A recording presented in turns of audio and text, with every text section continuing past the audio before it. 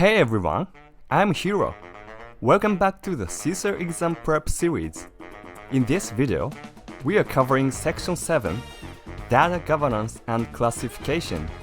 Without data governance, your data is scattered across departments. Nobody owns it.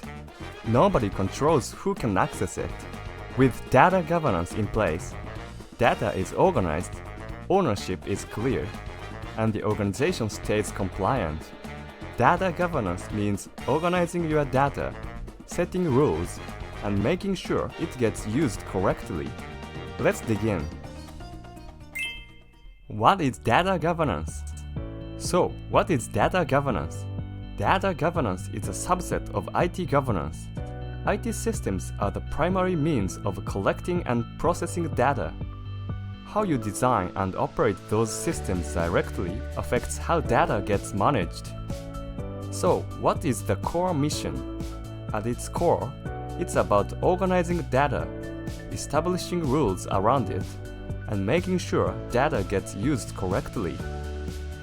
Data governance must be embedded into IT governance at the system design and operations level, not as an afterthought. 4 purposes of data governance.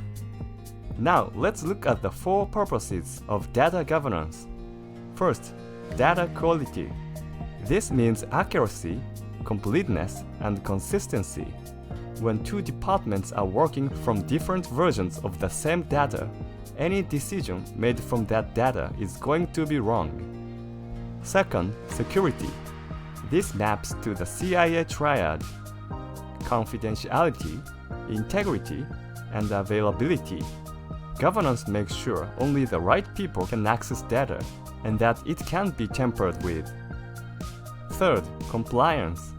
GDPR and personal data protection laws impose strict rules on how data is collected, used, and deleted.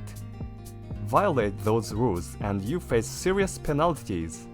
Governance is what keeps you on the right side of the law. Fourth, business value.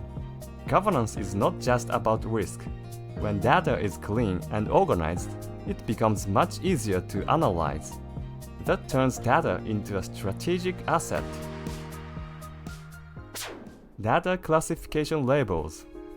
Within data governance, one key mechanism is data classification.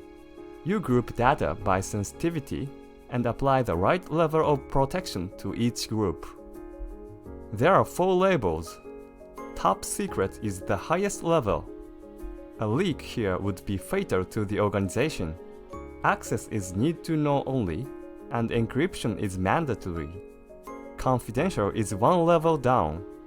A leak would cause serious harm. Think employee salaries or customer financial records. Access is restricted with strong controls. Internal means for use inside the organization only. It does not go outside. Standard access controls apply. Public is data safe to share externally. Press release, website content, basic protection only. The point of classification is simple. It tells you exactly how much protection each piece of data needs. 4 steps to classify data. So, how do you actually classify your data? 4 steps. Step 1. Set the classification criteria first. You define the sensitivity levels, and for each level, you define the controls. Who can access it, whether encryption is required, how it can be shared. Criteria and controls are defined together. Step 2. List your information assets. Build a data inventory. What data exists, where it lives, what format it's in, who owns it.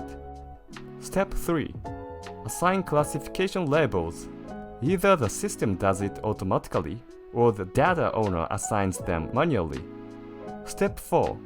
Apply rules and access controls. Based on what you defined in Step 1, you actually implement the protections for each asset. Key point: Step 1 always comes first. You cannot list your assets before you have criteria. You would not know what to look for.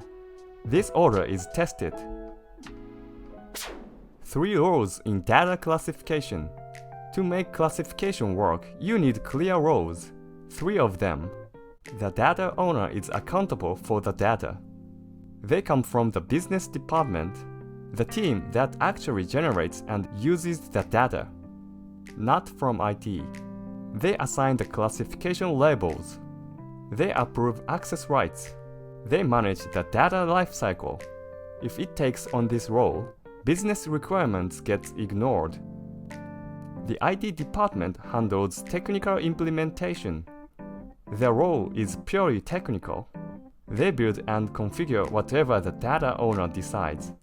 That means building the classification system, configuring access controls, and managing backup and recovery. The data custodian handles day-to-day operations under the data owner's direction.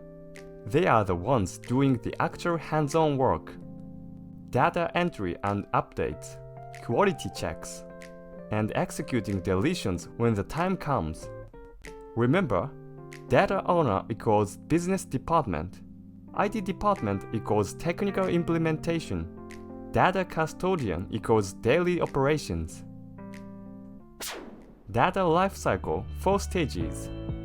The last topic is data lifecycle management. Data moves through 4 stages, and each stage has its own requirements. Acquire. When you collect data, clarify why you are collecting it. Verify the quality meets your standards, and apply the classification right away. Store. Encrypt the data and control access. Back it up, and set the retention period at this stage. Use. Enforce access rights when the data is accessed or shared. Keep records of who used it and when. Require approval before sharing outside the organization. Dispose. When the retention period ends, delete that data. But you need to define the deletion method first. Choose whether to physically destroy it or logically delete it. And keep records that the deletion happened. On retention periods, 3 factors decide how long to keep data. Legal requirements like GDPR, business requirements like contract obligations, and risk requirements based on how sensitive the data is. Let's wrap up. Data governance is a subset of IT governance. It means organizing data, setting rules, and enabling proper use. The 4 purposes are data quality, security, compliance, and business value. Classification labels go from top secret to confidential to internal to public. The 4 steps to classify data. Set criteria first, list assets, assign labels, then apply rules. Criteria always come first. 3 roles: data owner from the business department, IT department for technical implementation, and data custodian for daily operations. And the data lifecycle runs through 4 stages: acquire, store, use, and dispose. Retention periods are set by legal, business, and risk requirements. Alright, that's it for section 7. Thanks for watching, and I'll catch you in the next one.